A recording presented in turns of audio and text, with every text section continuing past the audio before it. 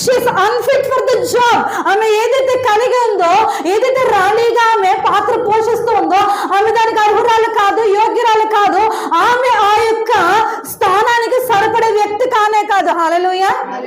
ఈ 7 ప్రధానులు నిర్ణయించింది, అది తెలియపరిచింది. అది ఆమెలో ఏం లేదు ఇప్పుడు యోగ్యత కానీ, అర్హత కానీ, ఆ యొక్క స్థితికి తగ్గటువంటి గుణగణాలు కానీ ఆమెలో సరైనవిగా లేనటువంటి కారణంగా ఆమెను ఏం చేయకూడదు, రాణిగా చేయకూడదు. ఇప్పుడు మళ్ళా రాణి కావాల్సిన వ్యక్తిలో ఏముండాలి? యోగ్యురాలు ఆమె అయి ఉండాలి, యోగ్యత ఆమెలో ఉండాలి, అర్హత ఆమెలో ఉండాలి. ఏంటి అర్హత? రాజునకు భార్య అయ్యే అర్హత ఉండాలి, రాణిగా ప్రజలను పరిపాలించే అర్హత ఆమెలో ఉండాలి.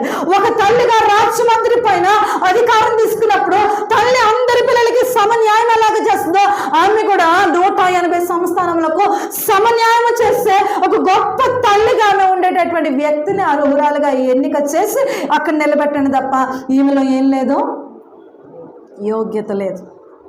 వాక్యం వింటున్నటువంటి ప్రియదైవ జనాంగమా, ఈరోజు దేవుని కలిగి ఉన్నాం, రక్షణ మనం కలిగి ఉన్నాం, ఆయన ఇచ్చినటువంటి మారు మనస్సు మనం కలిగి ఉన్నాం. అర్హులంగా ఉన్నామా? దానికి మనం యోగ్యులంగా మనం ఉన్నామా? యోగ్యత కలిగిన వారి వల్లే మనం ఉన్నామా? ఒక్కసారి మనల్ని మనం పరిశీలన చేసుకోవాలి.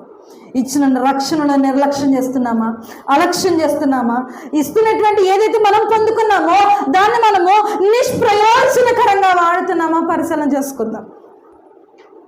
వాక్యం వింటున్నటువంటి ప్రియ దైవ జనాంగమా, ఈరోజు నీకు నాకు దేవుడు ఒక అర్హతను, ఒక యోగ్యతను, ఒక పనిని, ఒక స్థితిని దేవుడు మనకి అప్పగించినప్పుడు, మనల్ని నమ్మి మనము యోగ్యులమని దేవుడు గ్రహించదని మనకి ఇచ్చినప్పుడు దాని మూలను కానీ ప్రక్కన కానీ మనం పాడేస్తే ఏమవుతుందంటే దాని ద్వారా నిష్ప్రయోజనమే తప్ప అది మరలా మనం వాడేందుకు పనికిరాని వస్తువుగా మిగిలిపోవడమే తప్ప దానివల్ల ఎవరికి ఎటువంటి ప్రయోజనము ఉండదు. హల్లెలూయా. అది ప్రయోజనకరం కావాలంటే ఏం చేయాలి? దాన్ని దినదినము ఎలాగ వాడాలో అలా వాడితేనే అది ఏమవుతుంది, ప్రయోజనకరం.